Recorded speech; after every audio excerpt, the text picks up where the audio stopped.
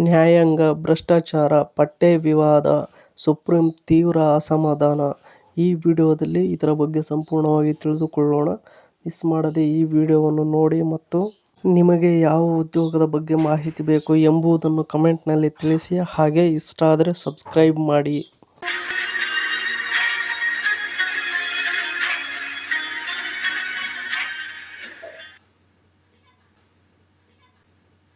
8ನೇ ತರಗತಿಯ ವಿದ್ಯಾರ್ಥಿಗಳ ಎನ್ಸಿಇಆರ್ಟಿ ಸಮಾಜ ವಿಜ್ಞಾನ ಪುಸ್ತಕದಲ್ಲಿ ನ್ಯಾಯಾಂಗದಲ್ಲಿನ ಭ್ರಷ್ಟಾಚಾರ ಎಂಬ ಅಧ್ಯಾಯದ ಬಗ್ಗೆ ಆಕ್ರೋಶ ವ್ಯಕ್ತಪಡಿಸಿದ ಸುಪ್ರೀಂ ಕೋರ್ಟ್ ಗುರುವಾರ ಉತ್ತರದಾಯಿತ್ವವನ್ನು ಕೋರಿದೆ. ನಾವು ಆಳವಾದ ತನಿಖೆ ನಡೆಸಲು ಬಯಸುತ್ತೇವೆ. ಯಾರು ಹೊಣೆಗಾರರು ಎಂಬುದನ್ನು ನಾವು ಕಂಡುಹಿಡಿಯಬೇಕು. ಅವರಿಗೆ ತಕ್ಕ ಶಿಕ್ಷೆಯಾಗಬೇಕು ಎಂದು ಹೇಳಿದೆ. ಇನ್ನು ನೆಕ್ಸ್ಟ್ ನಾವು ನೋಡುವುದಾದರೆ 32 ಪುಸ್ತಕಗಳು ಮಾರುಕಟ್ಟೆಗೆ ಬಂದಿವೆ. ಆದರೆ ಈಗ ಅವುಗಳನ್ನು ಹಿಂಪಡೆಯಲಾಗಿದೆ ಎಂದು ಸಾಲಿಸಿಟರ್ ಜನರಲ್ ತುಷಾರ್ ಮೆಹ್ತಾ ಹೇಳಿದ್ದಾರೆ. ಅವರು ಗುಂಡು ಹಾರಿಸಿದರು. ಇಂದು ನ್ಯಾಯಾಂಗ ರಕ್ತಸಿಕ್ತವಾಗಿದೆ. ಇದನ್ನು ಇಲ್ಲಿಯೇ ಬಿಡಲು ಸಾಧ್ಯವಿಲ್ಲ. ಇದು ಪಿತೂರಿಯಂತೆ ಕಾಣುತ್ತಿದೆ ಎಂದು ಮುಖ್ಯ ನ್ಯಾಯಮೂರ್ತಿ ಸೂರ್ಯಕಾಂತ್ ಹೇಳಿದ್ದಾರೆ.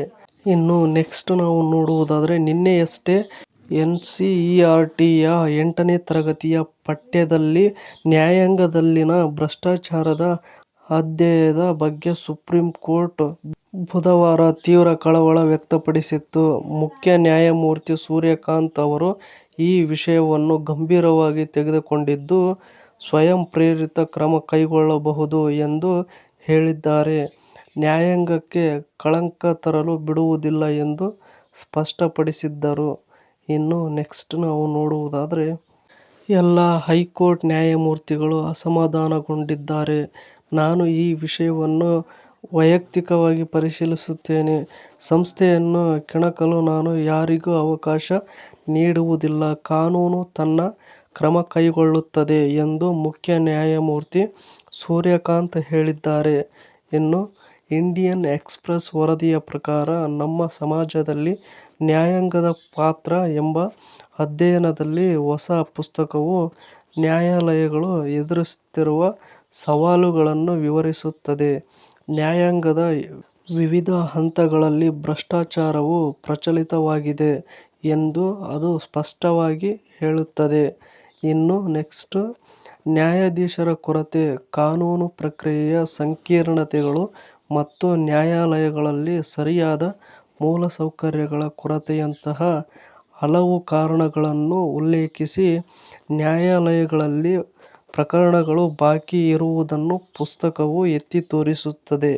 ಇನ್ನು ಹೊಸ ಪುಸ್ತಕವು ದೇಶದ ನ್ಯಾಯಾಲಯಗಳಲ್ಲಿ ಬಾಕಿ ಇರುವ ಪ್ರಕರಣಗಳ ಅಂದಾಜು ಅಂಕಿ-ಅಂಶಗಳನ್ನು ಸಹ ಒದಗಿಸುತ್ತದೆ.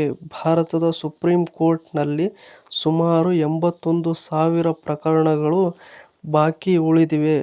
ಏತನ್ಮಧ್ಯೆ ಭಾರತದ ಹೈಕೋರ್ಟ್‌ಗಳಲ್ಲಿ ಸುಮಾರು 62,40,000 ಪ್ರಕರಣಗಳು ಬಾಕಿ ಉಳಿದಿವೆ.